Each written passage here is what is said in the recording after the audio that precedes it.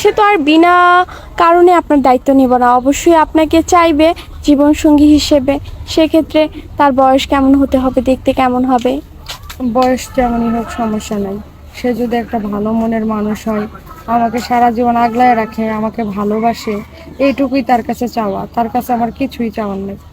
তার বয়স কোনো সমস্যা না? না, বয়স কোনো সমস্যা নাই, কারণ মানুষের যৌবন তো সারা বছর থাকবে না, সারা জীবন থাকবে না।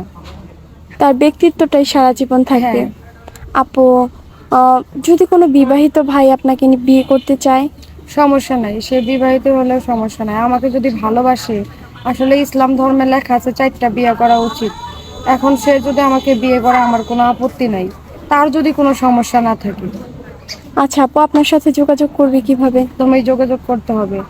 সুপ্রিয় দর্শক, ওনার নাম ফুলি, উনি এসেছে কুড়িগ্রাম থেকে। ওনার বর্তমান বয়স 23 বছর। কেউ যদি ফুলি আপুর সাথে যোগাযোগ করতে চান, স্ক্রিনে একটি নাম্বার দেখা যাচ্ছে, এই নাম্বার ইমো হোয়াটসঅ্যাপ দুটোই আছে। ইমো বা হোয়াটসঅ্যাপ নাম্বারে আপুর একটি ছবি স্ক্রিনশট মেরে পাঠিয়ে দেবেন, অবশ্যই আমরা যোগাযোগ করে দেব।